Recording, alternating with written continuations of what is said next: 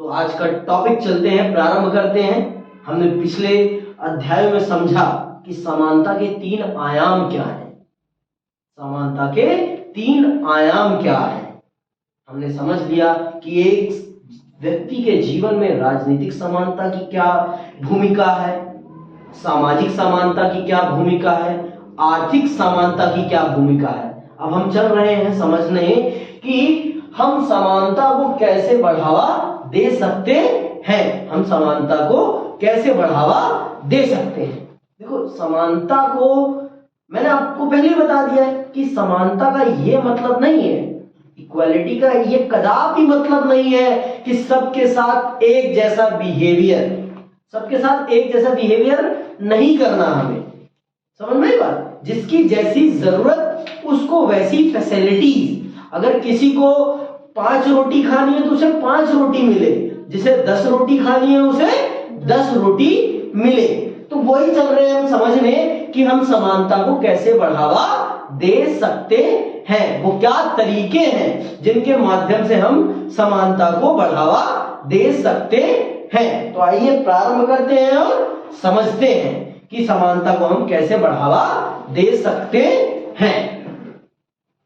अभी समानता के उद्देश्य को पाने के संवैधानिक वांछनीय तरीके के बारे में समाजवादियों और उदारवादियों के बीच के कुछ बुनियादी मतभेदों पर चर्चा की गई। आपने समझ लिया है पिछली क्लास में कि समाजवादी और उदारवादियों के बीच में समाज के कल्याण के लिए, समाज में समानता स्थापित करने के लिए किन किन रास्तों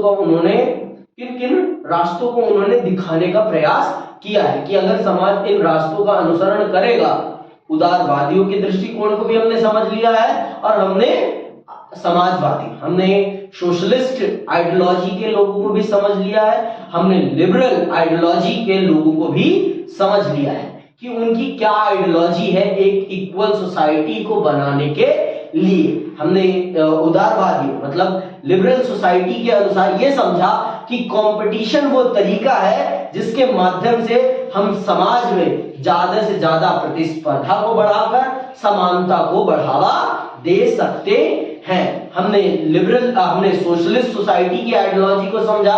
उसमें उन्होंने कहा है कि हर व्यक्ति को उसकी बेसिक नीड्स प्रोवाइड करना सरकार का काम होना चाहिए और जो आपकी बेसिक नेचुरल रिसोर्सेज हैं, जो इनकम रिसोर्सेज हैं, उन पर कभी भी किसी एक व्यक्ति का नियंत्रण स्थापित होने नहीं देना चाहिए, क्योंकि अगर उस पर एक व्यक्ति का नियंत्रण स्थापित हो जाएगा तो देश के विकास में सबसे बड़ी बाधा पैदा हो जाएगी और इस समानता में तो सबसे बड़ी बाधा पैदा हो जाएगी।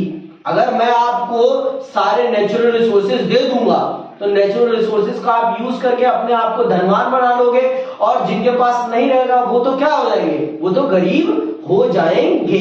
आपने जब हिस्ट्री का 3 ऑर्डर्स चैप्टर पढ़ा उसमें ये समझा ना, जो आपके नोबेल्स थे, जो आपके नोबेल्स है ना, नोबेल्स थे, उनके अमीर होने का सबसे बड़ा कारण क्या था? उनके पास जो इनकम रिसोर्सेज है, जैसे लैंड, उस टाइम का लैंड उनके कंट्रोल में थी।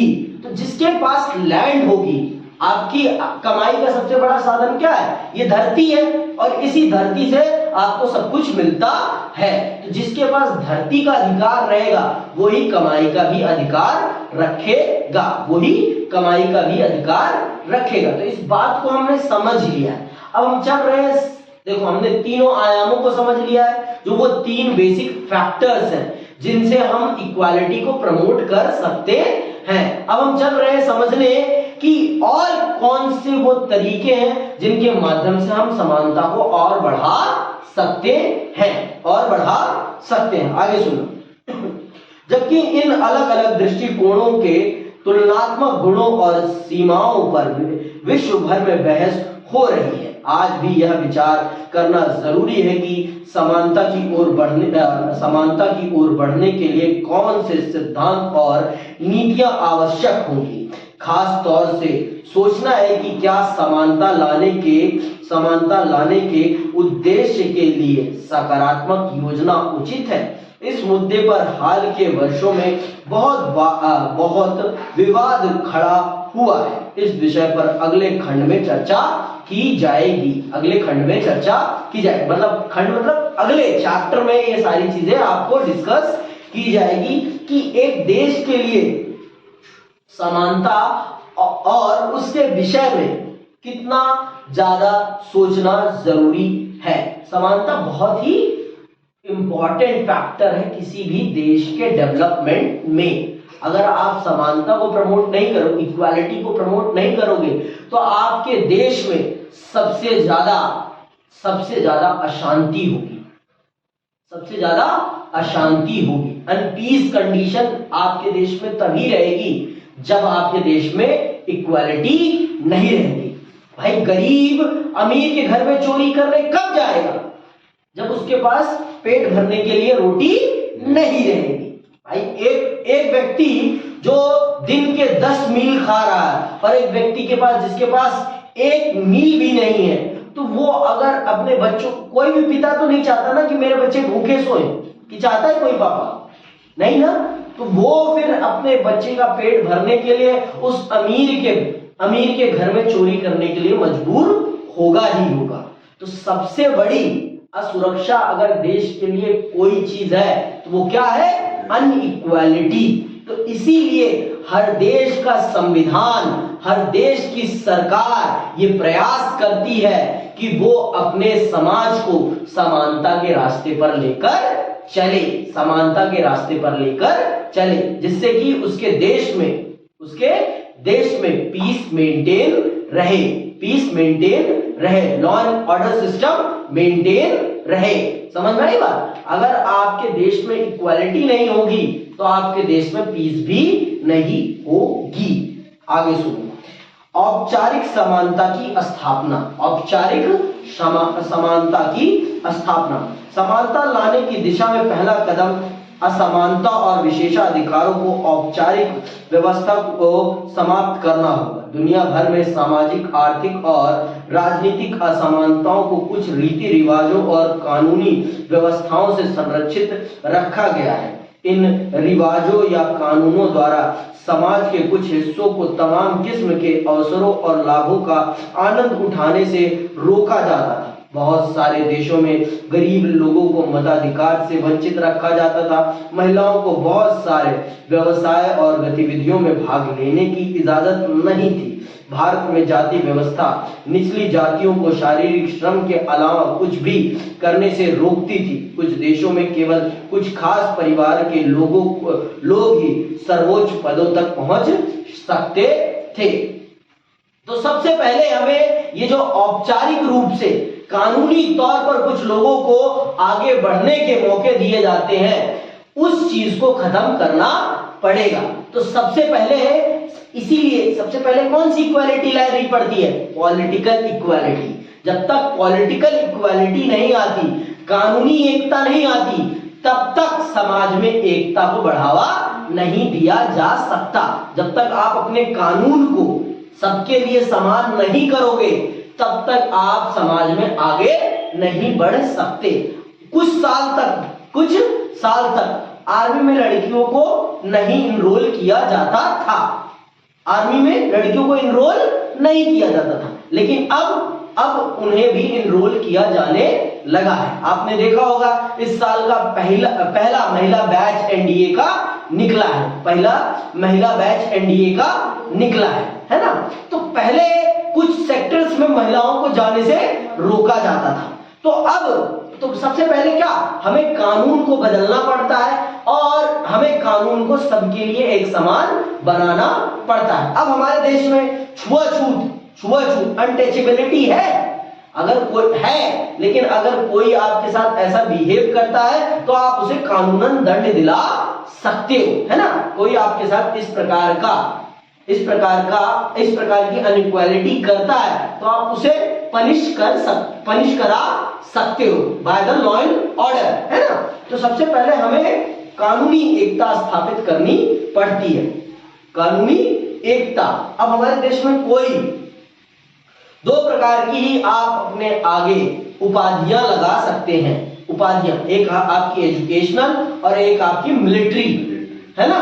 अब कोई अपने आगे बेफजूल में तो आप अपने नाम के आगे राजाधिराज नहीं लगा सकता ना, क्योंकि राजाधिराज कोई भी ना एजुकेशनल और ना ही कोई मिलिट्री रैंक है। ये कोई आपकी मिलिट्री रैंक नहीं है या एजुकेशनल आपकी रैंक नहीं है, तो कोई भी इस तरह की उपाधियों को धारण नहीं कर सकता है। और ये ऐसा इसलिए किया गया है जिससे कि समाज में सबको ये फील हो कि हमारे साथ समानता का बर्ताव हो रहा है, उन्हें कोई विशेष सुविधाएं नहीं दी जा रही है। अब जैसे ये जतिन है, इनके आगे राजाधिराज लगा, राजाधिराज राजकुमार जतिन सिंह, तो आप सबको कैसा लगेगा? बुरा लगेगा ना। तो वही चीज आज के टाइम पर कोई भी इस प्रकार की उपाधियां नहीं लगा सकता है, कोई भी इस प्रकार की उपाधियां नहीं लगा सकता। अगर आपके पास एजुकेशनल क्वालिफिकेशन है तब आप लगा सकते हो, या आप मिलिट्री में हो तब आप लगा सकते हो। कैप्टन या लेफ्टिनेंट ब्रिगेडियर कौन लगाता है? जो आर्मी बैकग्राउंड के लोग होते हैं, तो वो रिटायर होने के बाद भी अपने नाम के साथ ये सारी चीजें यूज कर सकते हैं। लेकिन हम जैसे हम सिंपल जो सामान्य नागरिक हैं, नॉर्मल सिटीजन्स हैं, वो ऐसा कुछ भी नहीं कर सकते हैं। या किसी ने पीएचडी कर रखी हो किसी भी विषय में, तो वो अपने नाम के पहले डॉक्टर लगा सकता है, या लॉयर, जैसे उन्होंने कोई शैक्षिक डिग्री प्राप्त करी है तो वो लगा सकते हैं। हम जैसे लोग, हम नॉर्मल लोग उन सब चीजों को यूज नहीं कर सकते हैं। क्यों? क्योंकि ये सारी चीजें क्या दिखाती है समाज में? अनइक्वालिटी को दिखाती है। मैंने बताया ना, आपके समाज में एक ही प्रकार की असमानता आप स्वीकार कर सकते हैं, और वो कौन सी? एजुकेशनल अनइक्वालिटी को आप एक्सेप्ट कर लेंगे, लेकिन और किसी भी प्रकार की अनइक्वालिटी को आप कभी भी एक्सेप्ट नहीं करेंगे। भाई अगर आपके साथ रंग के आधार पर भेदभाव हो तो आपको कैसा लगेगा? सरासर बुरा लगेगा।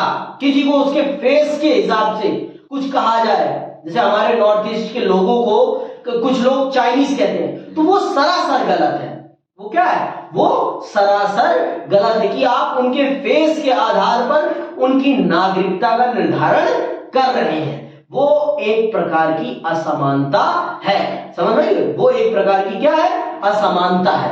आज के समय में भारत में अगर इस प्रकार का कोई भी काम कोई करता है तो उसे दंडनीय अपराध से नवाजा जाएगा, आपको उसके लिए पनिश किया जाएगा। समझ में आई बात? अब कोई किसी के साथ हमारे देश में जातिवाद आपसे छुपा नहीं है। जातिवाद कितने बड़े स्तर पर है ये आप सब बहुत बखूबी जानते हैं। कास्टिज्म, हमारे कास्ट सिस्टम हमारे देश में कितना बेहतरीन है, आप लोगों से छुपा नहीं है।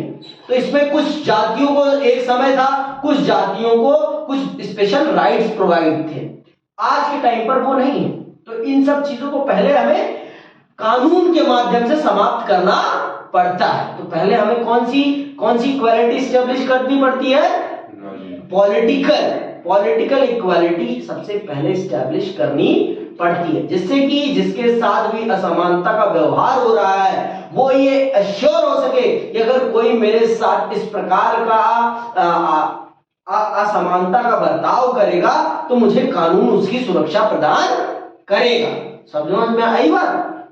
अगर आपको एश्योरिटी ही ना रहे कि कोई मेरे साथ इस प्रकार का व्यवहार करेगा और उसको दंड मिलेगा, तो आप कुछ कर पाओगे नहीं ना। तो आप उसके अत्याचार को सहते रहोगे। लेकिन अगर आपके पास ये एश्योरिटी है, कि अगर इन्होंने मेरे साथ भेदभाव किया तो मैं पुलिस में जाकर इनकी कंप्लेंट कर सकता हूं और उन्हें उस असमानता के बर्ताव के लिए दंड दिया जाएगा, तो आपके अंदर क्या रहेगा? आपके अंदर कॉन्फिडेंस रहेगा कुछ भी करने का। समझ में आई बात? और पहले के टाइम क्या था, कुछ देशों में जो अनएजुकेटेड लोग थे उनको वोटिंग राइट्स भी नहीं थे, पर हमारा एक ऐसा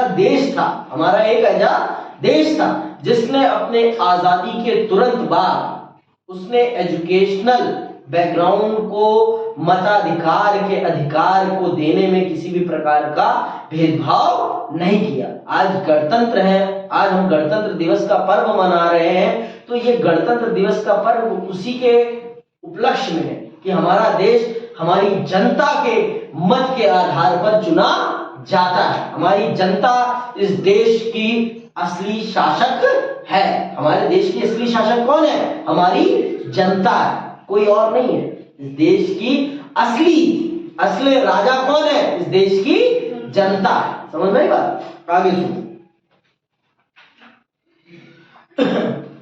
समानता की प्राप्ति के लिए जरूरी है कि ये सभी निषेध या विशेषाधिकारों का अंत किया जाए। क्योंकि ऐसा बहुत सी व्यवस्थाओं को कानून का समर्थन प्राप्त है, इसीलिए यह जरूरी होगा कि सरकार और कानून असमानता की व्यवस्थाओं को संरक्षण देना बंद करे। हमारा संविधान ने भी यही किया है। संविधान धर्म, नस्ल, जाति, लिंग या जन्म स्थान के आधार पर भेदभाव करने का निषेध करता है। हमारा जो कॉन्स्टिट्यूशन है वो डायरेक्टली अपोज करता है इन आधारों पे असमानता के लिए। क्या हमारे देश में आप धर्म के आधार पर, नस्ल के आधार पर, जाति के आधार पर, लिंग के आधार पर या जन्म के स्थान के आधार पर किसी के साथ भेदभाव नहीं कर सकते हैं? जन्म के स्थान मतलब कोई नॉर्थ ईस्ट में पैदा हुआ है तो इसका मतलब उसको आप ए चीनी, ओ चीनी नहीं कह सकते। ये जन्म के आधार पर है ना समानता। तो इस तरह से आप किसी के साथ भी बिहेवियर नहीं कर सकते। अगर आप ऐसा करते हैं तो आपको भारतीय संविधान के अंतर्गत दंड दिया जाएगा। समझ में? क्यों? क्योंकि भारत का संविधान सीधे तौर पर इस चीज को मना करता है कि आप मेरे देश के किसी भी नागरिक के साथ इन आधारों पर भेदभाव नहीं कर सकते हैं। मैंने अपने देश के सभी नागरिकों को समान राजनीतिक अधिकार दिए हुए हैं। मैंने अपने देश के सभी नागरिकों को समान राजनीतिक अधिकार दिए हुए हैं। आगे सुनिए। हमारा संविधान छुआछूत की प्रथा का भी उन्मूलन करता है। अधिकतर आधुनिक संविधान और लोकतांत्रिक सरकारें औपचारिक रूप से समानता के सिद्धांत को स्वीकार कर चुकी हैं और इस सिद्धांत को जाति, नस्ल, धर्म या लिंग पर ध्यान दिए बिना सभी नागरिकों को कानून के एक समान बर्ताव के रूप में समाहित किया है। तो हम सब के मतलब जितने भी आज के मॉडर्न कंट्रीज हैं वो सब इस बात को एक्सेप्ट करती हैं, किसी भी नागरिक के साथ इन आधारों पर भेदभाव नहीं होना चाहिए। तो सभी देशों के संविधानों ने ये एश्योर किया है कि किसी भी नागरिक के साथ इन आधारों पर भेदभाव नहीं किया जाएगा। किन आधारों पर? जन्म के आधार पर, लिंग के आधार पर, रंग के आधार पर, जाति के आधार पर या जन्म स्थान के आधार पर। समझ रहे हैं? किसी भी व्यक्ति के साथ भेदभाव नहीं किया जाना चाहिए। और हमारा देश और हमारे देश का संविधान ये एश्योर करता है कि हमारे देश की जनता के साथ इस प्रकार के भेदभाव ना होने पाए। हमारे देश की जनता के साथ इस प्रकार के भेदभाव ना होने पाए। अगर कोई इस प्रकार का भेदभाव करता है तो हमारा संविधान उसे सीधे तौर पर दंडित करेगा, अगर वो दोषी पाया जाता है तो। अगर वो दोषी पाया जाता है तो उसे दंडित किया जाएगा और ये भारत का संविधान करेगा। ठीक है।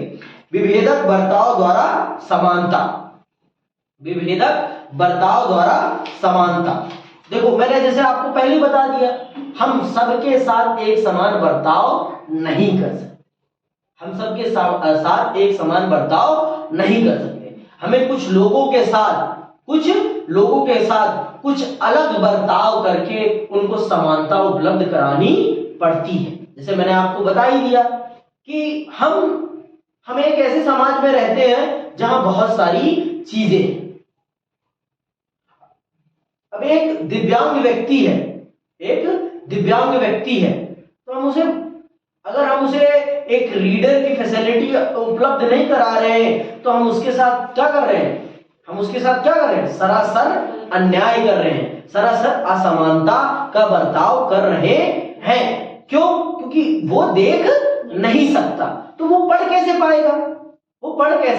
पाएगा और वो उस चीज का आंसर कैसे कर पाएगा? उसको रीडर और राइटर देना हमारा सबसे बड़ा कर्तव्य है। समझ में बात? अगर हम एक दिव्यांग व्यक्ति को, एक दृष्टिहीन व्यक्ति को शिक्षित करना चाहते हैं, भाई शिक्षा का अधिकार तो सबके पास है ना,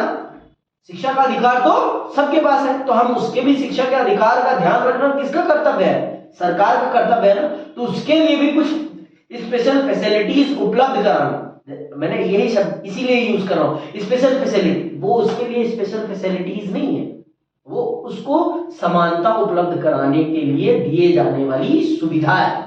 वो आपके जैसा नहीं है ना, तो अगर हम उसको कुछ एक्स्ट्रा दे रहे हैं तो वो कदापि आपके साथ असमानता नहीं है, का बर्ताव नहीं है। समझ में आई बात? अभी देखिए उदाहरण के माध्यम से मैं आपको समझाऊंगा, एक एग्जांपल के माध्यम से सुनना। जैसा कि हम देख चुके हैं, समानता के सिद्धांत को यथार्थ में बदलने के लिए औपचारिक समानता या कानून के समक्ष समानता आवश्यक तो है, लेकिन पर्याप्त नहीं। कभी कभी यह सुनिश्चित करने के लिए कि लोग समान अधिकारों का उपभोग कर सके, उनसे अलग अलग बर्ताव करना आवश्यक होता है। भाई हम सब, मैंने पहले ही बोल दिया है कि हम सबके साथ इक्वल ट्रीटमेंट नहीं कर सकते, इक्वल बिहेवियर नहीं कर सकते। अब हम मान लो लड़कों को लड़कियों के साथ दौड़ाएंगे तो वो समानता है? बताओ क्यों नहीं है समानता? क्यों नहीं है समानता, ये समझाऊंगी। क्योंकि हम सब, हमारी फिजिकल स्ट्रेंथ अलग अलग है, तो इसीलिए लड़कियों का गेम लड़कियों के साथ होना चाहिए और लड़कों का गेम लड़कों के साथ होना चाहिए। समझ में बात? तो हम समानता है, समझ में बात? लेकिन एजुकेशनल बैकग्राउंड में ऐसा नहीं है, एजुकेशनल बैकग्राउंड में नहीं। दिमाग का लिंग के आधार से कोई मतलब नहीं है, जेंडर से उसका कोई मतलब नहीं है। लड़कियां भी बहुत सारी चीजों में लड़कों से बहुत आगे हैं, है ना? तो आपकी एजुकेशन का आपके जेंडर से कोई भी मतलब नहीं है, समझ में बात? लेकिन फिजिकल का जेंडर से थोड़ा बहुत मतलब है। मैं ये नहीं कहूंगा कि मतलब नहीं है। कुछ लड़कियां होती हैं कि वो लड़कों को भी मार देती हैं, वो अलग बात है, ठीक है? उसको आप ये ना समझिए कि वो ज्यादा है, ठीक है? 100 में से एक का मतलब कुछ नहीं होता, ठीक है? अगर हम माने तो 100 में से एक माने कुछ नहीं। 100 लड़कियों में से एक लड़की ऐसी होती है जो लड़कों को भी पीटने का दम रखती है और अपने बल से, समझ में? और बुद्धि में, एजुकेशनल में ऐसा जेंडर बायसनेस नहीं होनी चाहिए। हमारे समाज में लड़कों को लड़कियों से ज्यादा अपॉर्चुनिटी दी जाती है एजुकेशनल सेक्टर्स में, बस इस आधार पर कि लड़कियां किसी दूसरे घर जाएंगी और लड़के हमारे घर में रहेंगे, तो उनको ज्यादा पढ़ाया जाना चाहिए क्योंकि वो हमारा वंश आगे बढ़ाएंगे। या लड़कियों को घर से बाहर कमाने के लिए नहीं भेजा जाता, तो वो सरासर एक तरह से अन्यायपूर्ण व्यवहार है। ये एक प्रकार की असमानता का बर्ताव है, और कभी कभी हम सब जानते हैं कि महिलाओं को एक अलग जिम्मेदारी दी गई है समाज, भगवान ने या जो इस सृष्टि का निर्माता है उसने महिलाओं को कुछ विशेष बायोलॉजिकल ड्यूटीज प्रोवाइड करी हैं। तो जब उन्हें विशेष बायोलॉजिकल ड्यूटीज प्रोवाइड की गई हैं तो उनको कुछ विशेष फैसिलिटीज अगर प्रोवाइड की जाएगी तो वो कहीं से भी असमानता का बर्ताव नहीं नहीं माना जा सकता है। हम सब जानते हैं कि भाई लड़के तो बाप नहीं बनते ना, लड़के तो प्रेग्नेंट नहीं होते, लड़कियों को ये भगवान ने ड्यूटी दी है। तो अगर उनको वर्किंग टाइम में पे लीव देनी पड़ रही है तो वो कहीं से भी असमानता का बर्ताव नहीं है लड़कों के साथ। ये बात भी आप समझ रही बात। अगर ये एक बायोलॉजिकल ड्यूटी है, वो आपको मिली है, हमको नहीं मिली, तो इसका मतलब ये नहीं कहा जा सकता कि अगर आपको पे लीव दी जा रही है उस टाइम पीरियड में, प्रेगनेंसी के टाइम में अगर आपको पे लीव दी जा रही है तो आप ये नहीं कह सकते कि इनको प्रायोरिटी दी जा रही है या हमारे साथ असमानता की जा रही है। अब जैसे एक विकलांग व्यक्ति है जिसके पांव नहीं है, और अगर उसके लिए एक रैंप बनाया जा रहा है, सीढ़ी भाई, क्योंकि वो सीढ़ी नहीं चढ़ सकता, तो अगर उसके लिए एक रैंप बनाया जा रहा है तो इसे आप अपने साथ असमानता का बर्ताव नहीं मान सकते हैं। समझ में आई बात? मैंने आपको तीनों कंडीशन की समझा दी है, तीनों कंडीशन मैंने फिजिकल का भी समझा दिया है, मैंने जेंडर का भी समझा दिया, इसीलिए समझाया है जिससे कि आप बेहतरीन तरीके से समझ सको कि कभी कभी हमें कुछ स्तरों पर असमानता का बर्ताव करके समानता को स्थापित करना पड़ता है, कुछ अनइक्वालिटी का बिहेवियर करके इक्वालिटी को एस्टैब्लिश करना पड़ता है। कुछ कंडीशंस ऐसी होती हैं जहां हमें अनइक्वालिटी का बिहेवियर करना ही पड़ता है, हमें डिफरेंस करना पड़ता है दोनों के बीच में, जिससे कि हम इक्वालिटी को एस्टैब्लिश कर सकें। तो अभी आप इसको पढ़ लेंगे तो आपको ये चीज समझ में आ जाएगी। अब सुनना है, बहुत ध्यान से सुनिएगा। जैसे कि हम देख चुके हैं, समानता के सिद्धांत को यथार्थ में बदलने के लिए औपचारिक समानता या कानून के समक्ष समानता आवश्यक तो है लेकिन पर्याप्त नहीं है। पॉलिटिकल इक्वालिटी आप देकर आप रियल इक्वालिटी को एस्टैब्लिश नहीं कर सकते। आपको रियल इक्वालिटी को एस्टैब्लिश करने के लिए प्रैक्टिकली काम करना पड़ेगा। भाई कानून बनाने से तो अधिकार नहीं मिल जाते ना, अधिकारों को बताना भी पड़ता है कि आपके पास ये अधिकार है। अगर आपके साथ कुछ ऐसा होता है तो आप इस अधिकार का यूज करके उस व्यक्ति को इस प्रकार से दंड दिला सकते हैं, और दंड दिलाने के लिए एक सिस्टम भी बनाना पड़ेगा ना। एक आपको मैंने कह दिया कि अगर कोई अपराध करता है, कानून में लिख दिया है कि अगर कोई चोरी करता है तो उसे यह दंड दिया जाएगा, लेकिन चोरी करने के बाद लोगों को यही नहीं पता कि शिकायत कहां करनी है, और शिकायत करने वाला जिसके पास शिकायत करनी है वही व्यक्ति नहीं होगा, तो फिर कोई फायदा है इस अधिकार को देने का आपको? तो इसके लिए मुझे क्या करना पड़ेगा? मुझे अधिकार भी देना पड़ेगा और मुझे वो सारा का सारा सिस्टम भी बनाना पड़ेगा, और आपको भी आपके अधिकार से अवेयर करना पड़ेगा कि आपके पास ये अधिकार है कि अगर आपका कोई किसी भी प्रकार का सामान चोरी करता है तो आप पुलिस के पास जाएंगे और पुलिस के पास कंप्लेन लिखाएंगे और फिर पुलिस उस पर एक्शन लेगी। मैंने आपको अधिकार दे दिया, मैंने आपको यही नहीं बताया कि किसके पास जाना है, और जिसके पास जाना है अगर वही व्यक्ति नहीं है तो फिर कोई फायदा ही ना अधिकारों का, कदापि ही नहीं, इन अधिकारों का फिर कोई फायदा नहीं है। भाई मैंने आपको पढ़ने का अधिकार दे रखा है, संविधान ने आप सबको दे रखा है राइट टू एजुकेशन, कि आपके पास शिक्षा का अधिकार है, आपके पास शिक्षा का अधिकार है, लेकिन शिक्षा के अधिकार को पूरा करने के लिए स्कूल ही नहीं बना रखा, स्कूल ही नहीं है, तो फिर शिक्षा के अधिकार को लिख देने से शिक्षा का अधिकार मिल जाएगा?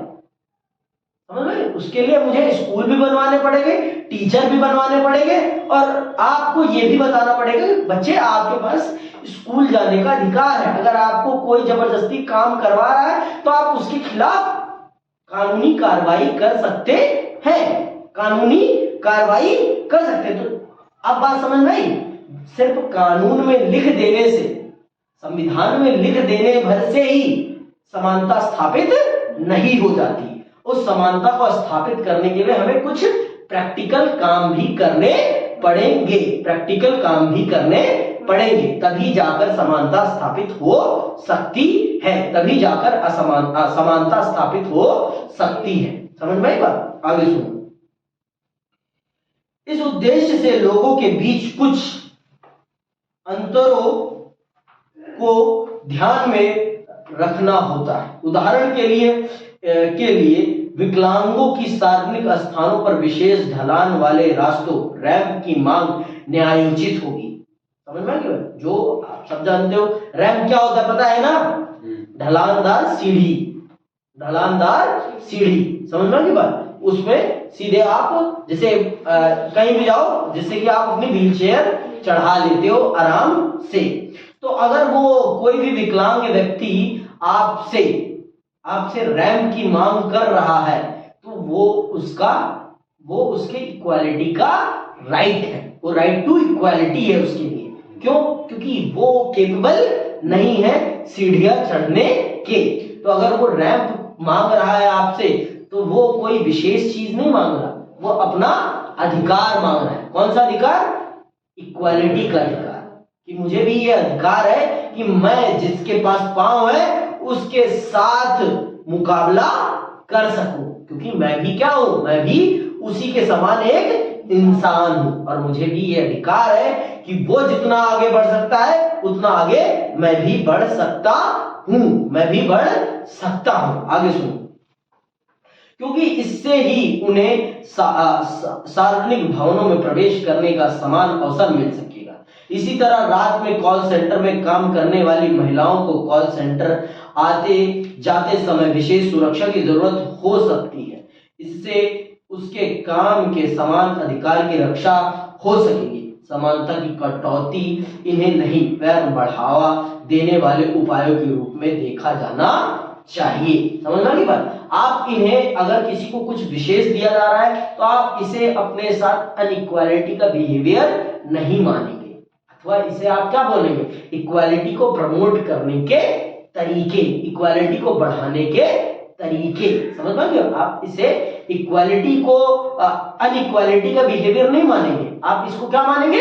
इक्वालिटी को प्रमोट करने के तरीके मानेंगे। भाई हम सब जानते हैं कि रात का समय थोड़ा असुरक्षित समय माना जाता है। तो अगर महिलाओं को रात को आने जाने के लिए उनकी गाड़ियों में उनके लिए एक विशेष बस चलाई जाए और उसमें पुलिस वालों की नियुक्ति की जाए तो आप उसे अपने साथ असमानता का बर्ताव नहीं मानेंगे। उसे क्या मानेंगे? कि वो इक्वालिटी को ज्यादा प्रमोट करने का एक तरीका है कि महिलाएं भी रात को बेफिक्र तरीके से आ जा सके अपने काम पर बिना किसी डर के। समझ में आई बात? आगे सुनो। किस तरह के भेदभाव अवसरों तक समान पहुंच को बाधित करते हैं और इन बाधाओं को दूर करने के लिए किस तरह की नीतियां अपनाई जानी चाहिए? आजकल इस तरह के सवालों पर लगभग हर समाज में चर्चा हो रही है। कुछ देशों ने अवसरों की समानता बढ़ाने के लिए सकारात्मक कार्रवाई की नीतियां अपनाई है। अपने देश में हमने आरक्षण की नीति अपनाई है। अगले खंड में सकारात्मक कार्रवाई के विचार को समझने का प्रयास करेंगे। हम सकारात्मक कार्रवाई के परिप्रेक्ष्य में अपनाई गई कुछ नीतियों और उठाए गए कुछ मुद्दों को भी समझेंगे। समझ में आ गई बात? अब हम अगली